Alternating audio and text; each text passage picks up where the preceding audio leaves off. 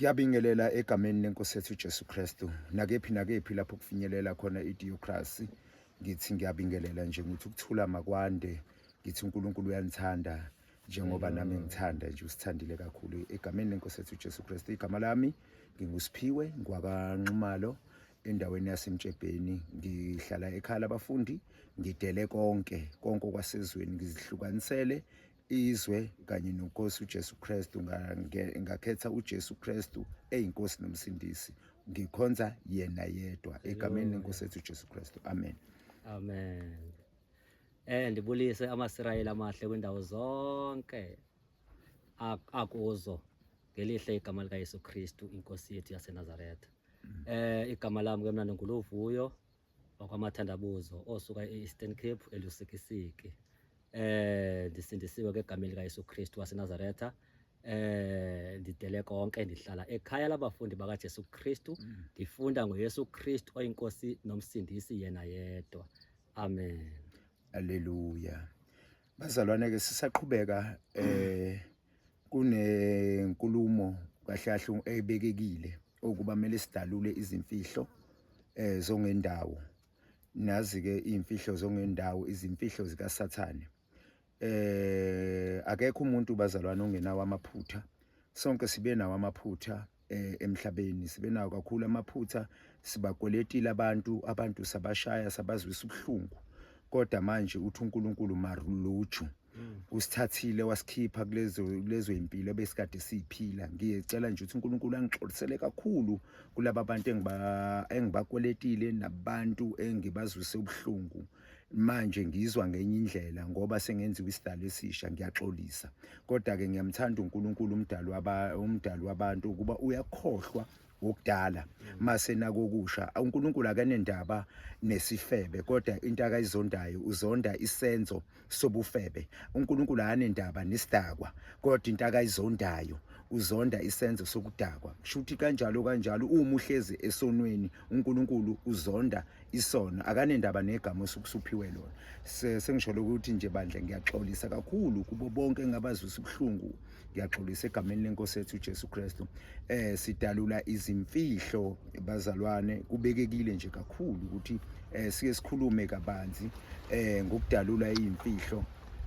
uSathane izinto akazenzile kakhulu, abantu esebenzisa abantu bengazi. Okay, uSathane akanalutho bazalwane, akanalutho, ayikho into akanayo. Ake siqale ke sibuke lapha masiya kuGenesis lapho uNkulunkulu eqala edala umuntu. Memdala umuntu uthi ake senze abantu bebe umfanekiso wethu.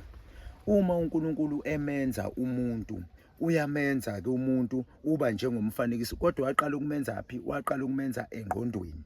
Wathi waseyaqeda waseyabumba, wasakha umzimba wenyama, waseyaphefumula, ngoba kwakuyisidumbu, inyama ingaphili kodwa yaphiliswa umphefumulo kaNkulunkulu. Kwase sengena umuntu onguNkulunkulu. So noSathane ke kanjalo, ngoba noSathane uyafisa ukuthi naye akhonzwe. Uyaqala uguqula umuntu angithi uSathane uyikherubini.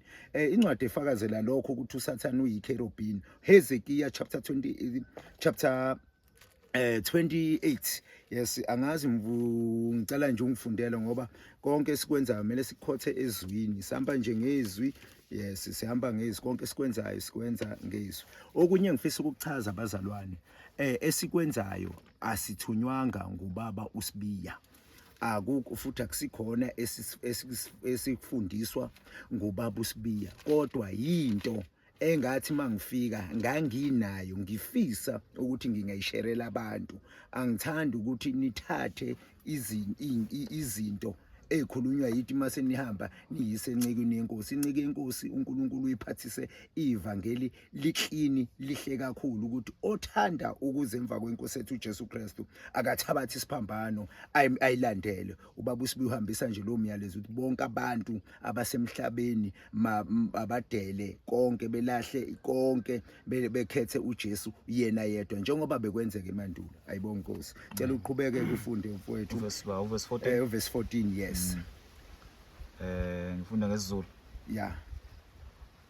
Okay, ngicela afunde ngesixhosa because ngiphethe isingisi la. akafunde ngesixhosa. Okay, uHezekiah chapter 28 verse 14. Waye uyikherubhi ethanjisiwe xolo. Waye uyikherubhi ethanjisiweyo equbuthelayo ndakwenza ke waba sentabeni engcwele kaThixo. Wahamba phakathi kwamatye anomlilo. Amen.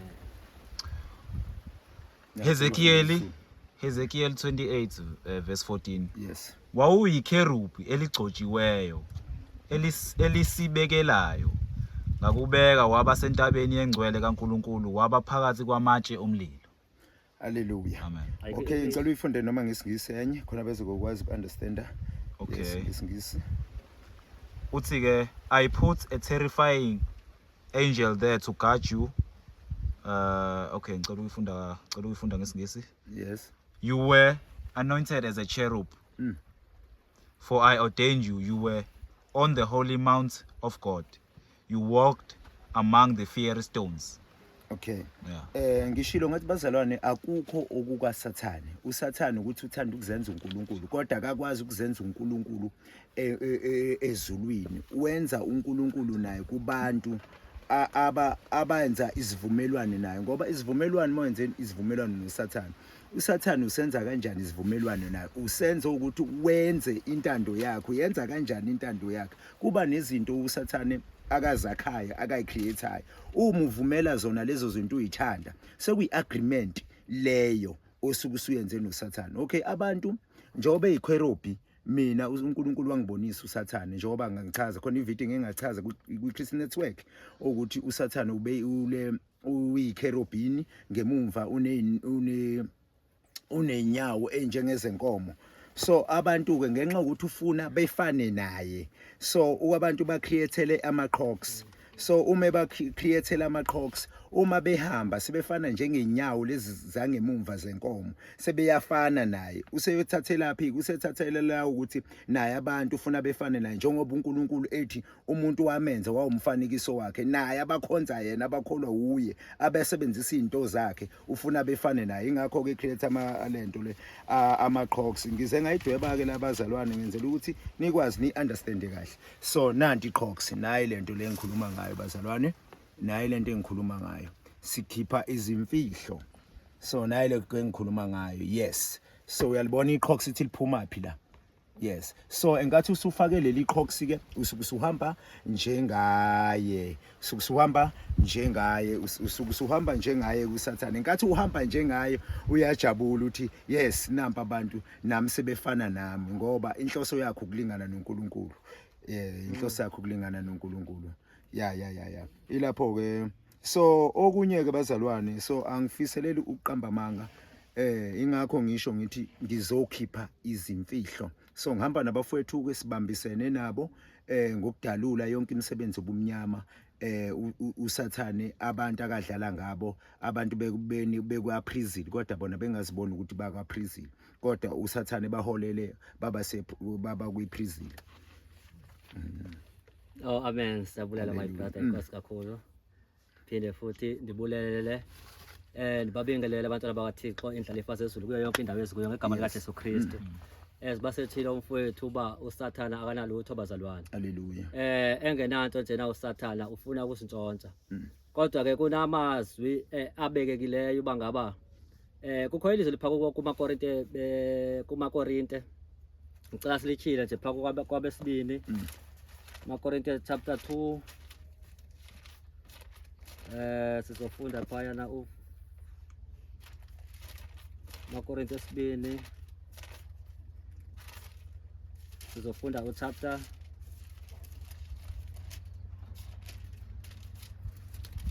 siyepha chapter 6 abesibini ne.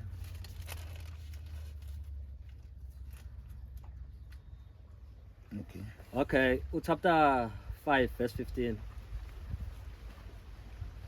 Mandifunda phaka isiXhosa kuqala. Okay. Wabafela ke bonke ukuze abo badla ubomi bangabi sazidlela ubomi. Babudlele owafayo wavuka ngenxa yabo.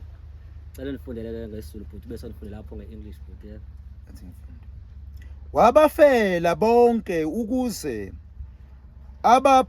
abaphilayo bengabe besaziphilela bona kodwa baphilele yena owabafelayo wabuye wavuka.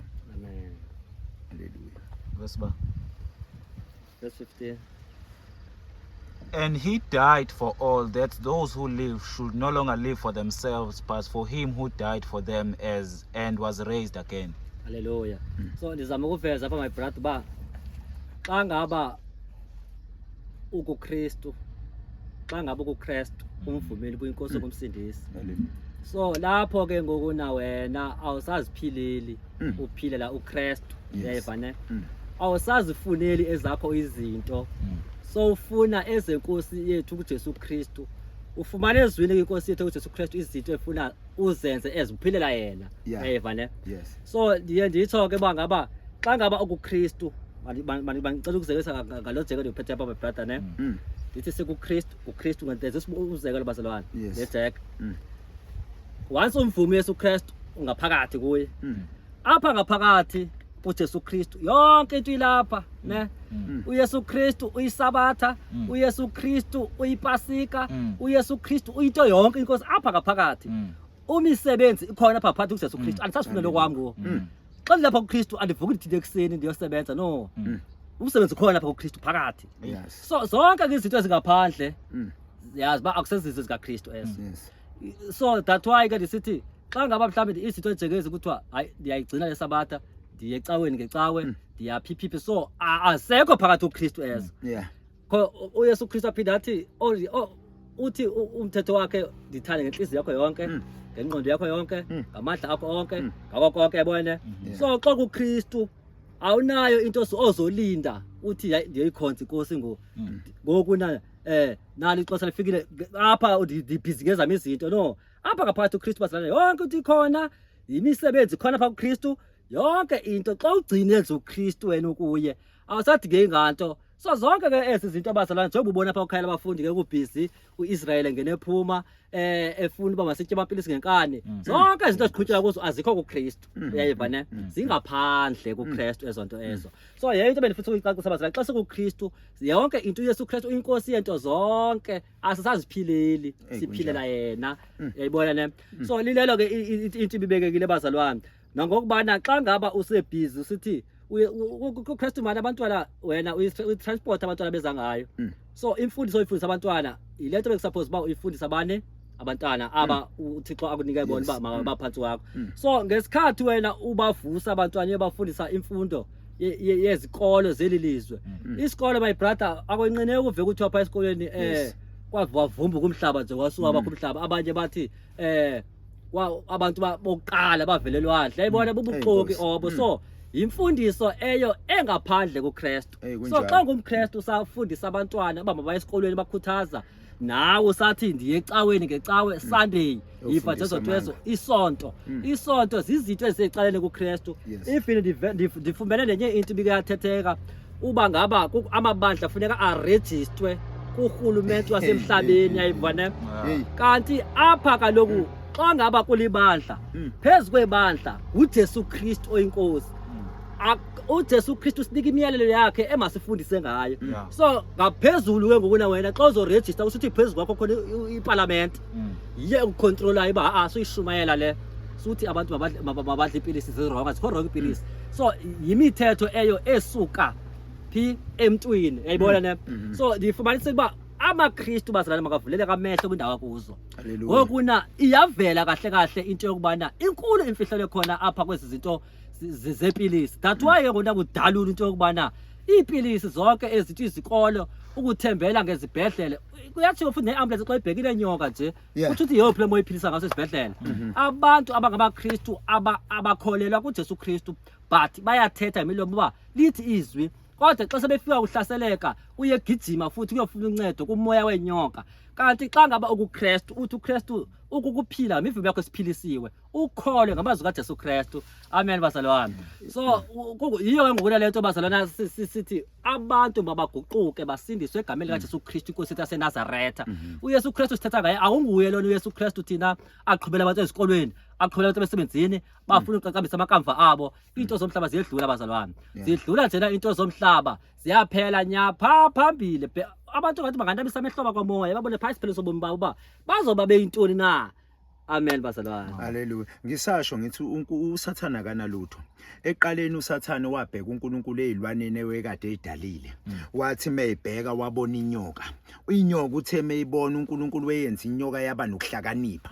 Waqala uSathane wasengena enyokeni wasebenzisa inyoka waba ispirit esingena enyokeni. So uNkulunkulu namhlanje musani abantu base South Africa, bantu abagcwele nje umhlaba wonke, musani ukuvuma ukusetshenziswa nguSathane. If uyayenza into kodwa unesiqiniseko sokuthi la kulombhalo akukho la evumelana nakho leyo nto kumele uyiyeke, ngoba leyo nto usukusetshenziswa. uSathane usebenzisa into kaNkulunkulu afeze inhloso zakhe, and futhi uSathane akamthanda umuntu, uyadestroya. Njengoba nalapha esebenzisa inyoka wezokhipha inkazimulo kaNkulunkulu kumuntu. Kunamhlanje umhlaba waba nesiqalekiso ngenxa kabani? Ngenxa kaSathane angena enyokeni wasebenzisa yona. Namhlanje abantu basasetshenziswa, basetshenziswa bani? Basetshenziswa uSathane, ba-attacker ivangeli kodwa bona baboni. Ingakho ke sicela sithi even umfowethu khona la kabeka khona ngendaba yenyoka. Laphana bathini inyoka kaMoses, uMoses. Kodwa lenyoka yes bayidroshile yayodwa kwiambulance, kodwa izisebenzi ziwu2. Mawuthi uyayilandelela lenyoka uyayithola la iBaphomet. iBaphomet ifakile la lezi nyoka lezi. Oba ngisho ngithi uSathane uyafuna ukuthi abe mkhulu alingane noNkulunkulu. Ngapha esayidini ubeka ingane, kukhona ingane yesilisa nengane yesifazane zimkakile la lezi ingane yena leli ikhoruphi. So uthi uwenzelana, ngithi uJesu wathi vumelana abantwana beze kimi ngoba umbuso wezulu ngowabo. Naye ke njengoba ingane eseyibeke ngapha side usuzwa njengamanje uzwa kuthiwa bathi ingane ekabani ekahulumeni. Uhulumeni uyabelonga niNkulunkulu, which means uhulumeni belong aphi? Uhulumeni akasiwo nombuso kaNkulunkulu. So abantu bakaNkulunkulu bakwazi ukuphucwa ingane zoyiswa kuhulumeni. Usuyabona ngempela ukuthi lo muntu uyathanda konke okwenziwa uNkosi uJesu Kristu na uyafisa ukuthi akwenze. So uthatha ingane ufuna ukuyifundisa ngendlela yakho ihlukanisa nabazali. So ilezo zinto esidalulayo, ungahamba umcheck uBaphomet, uhamba umbheke uzombona ngempela uyibekile ingane ngapha nangapha, and uzumbona ingane akayibekile ayisiwona amakherobi njengoba yena eyikherobi. So usebenzisa into kaNkulunkulu. Nawe namhlanje uyasetshenziswa, uattacker ivangeli likaNkulunkulu ngenxa yokuthi wena uqondi ukuthi wena ungubani. Ngempela sizwe simnyama uyisizwe sakaIsrayeli, ungavumi ukusetshenziswa ngomubi. Wathi inkulumo enalike elinye iqiniso. Bafowethu, mina bengumuntu obekhonza abantu abadala kakhulu, amadlozi. Bengiwakhonza kakhulu amadlozi, ngiyawazi amandla esemadlozini, ngiyawazi amandla ngempela. Nami bengiyokuphikisa ngithi ngeke mfethu ungangihlukanisi, bengibaphikisa ngithi ungangihlukanisi nedlozi lami. So abantu abasindisiwe ayikho lento yabo, uyayibona lona. So amandla khona emadlozini bafuna kumele sibe honest, sikhuluma iqiniso. Amandla akhona amandla ezangomeni sawazi, akhona amandla emasontweni ngamasonto ngokushiyashiyana kwawo sawazi, kodwa wonke lamandla awaveli uNkulunkulu. Uhlola ngani ukuthi awaveli uNkulunkulu? Okuvela kuNkulunkulu, uNkulunkulu ukhulumile, wakhuluma ngendodana, indodana ikhulumile, yakhuluma ngomoya oyingcwele. Shoot, indodana ithini indodana? Kuthiwa konke sikwenza egameni lenkosi yethu uJesu Kristu. Bonke laba bantu mawuthi uyababheka uyalandela akwenziwe egameni lenkosi yethu uJesu Kristu, asenze egameni lamaphilisi. Ngicela ukukutshena ukusherela nabo ubufakazi. Ngathi ngigula ngiphethwe indlebe, ngahamba ngaya esibhedlela, if eclinic not esibhedlela, eclinic clinic ngababikela cha ngiphethe indlebe so ngiyalazi namaphilisi endlebe abeke benginikeze ngisadla amaphilisi so ngicela ukukutshena ukuthi banginikeze bangibuza umbuzo oyi1 bathi uvaccinile ngathi cha ngivaccinanga so enkathi bangineza amaphilisi amaningi kwakhona nje lalikhulu so ngaphuza oba phela nami ngihluphekile hey emva kwalokho ngathi mangiphuma nje egateini wakhona lento isingene shuthi ngiyathatha 30 minutes abisingene ngaphuma ngigula ngagula isonto lonke ngezwe ukuthi no laba bantu laba sebenze njani sebengayile le vaccine yabo bangigaya ngephilisi lomjovo boguqulile bawenza iphilisi wena owenza lokho uyasetshenziswa usetshenziswa usathana unecala ongalazi ukuthi unecala kunabantu njengamanje into egcwele emhlabeni abantu abayaziyo umuntu wesifazane mebona umuntu wesilisa ubona ucansi umuntu wesilisa mebone umuntu wesifazane ubona ucansi kodwa mawuthi uyabheka lento abantu abahleli kuyona yayicreatelwe for ukwandisa abantu emhlabeni hayi ukudlala ngayo so njengamanje usathana ufakeni ukubona ubaphushele kakhulu einkanukweni kanti ngempela luyini uthando umuntu wesifazane emhlabeni uzeleni ngoba umuntu wesifazane emhlabeni uzela ukuba umsizi wendoda ukuzokwakha isindoda that's why intombi zeqala ngangiyithanda kakhulu ngoba zayibuza zithi bhuti ungithandelani zayifuna ukwazi uze nesihloko sothando so if uyakhuluma isihloko sothando awusisho izithi cha uyangibhedela kodwa uma usisho isihloko sothando ukuthi ngikuthandela ukuthi wenze njani na ungakhise umuzi kaBaba masithi intombazane ngibonise if uyangibonisa uyazi intombazane ukuthi ukhiye waya ukho kuyo kodwa ukhiye waya kubazali wena kumele uhambe ukhokhe impanela lapha na kubazali if uthola ukuthi uyasebenza mhlawumbe uyahluleka bebona ukuthi hayi shoot awusi anidalelene so uma ningadalelene maseke idlulela phambili so ingakho ngisho ukuthi so umuntu okuphethe irelationship wena umuntu omnyama or noma wonke nje umuntu emhlabeni uNkulunkulu uyaguqa phansi uyathandaza uthi inkosi sengikhule ngokwanele ngicela ungineze umuntu owubambo lami ngoba baningi abantu abahlala nabafazi babantu abayitshela ukuthi abafazi babo kodwa ekugcineni mase makuhlezi ikhaya enomsindo akusilona ikhaya enoNkulunkulu lelo abantu mase bethi uthanda into engekho kanti uthanda into ekhona bathatha uthando baliguqula balizenza laba izinkani uthando uma ufuna uthando hamba eNkulunkulu so isihloko sothando ukwakhisana umuzi not umalalana kodwa njengamanje oba vele into efundwe ezikoleni efakwe ezikoleni lento iyagxishwa abantu njengamanje into egxishwayo advertise utshwala advertisewa yonke lento ingenxa yokuthi usathane vele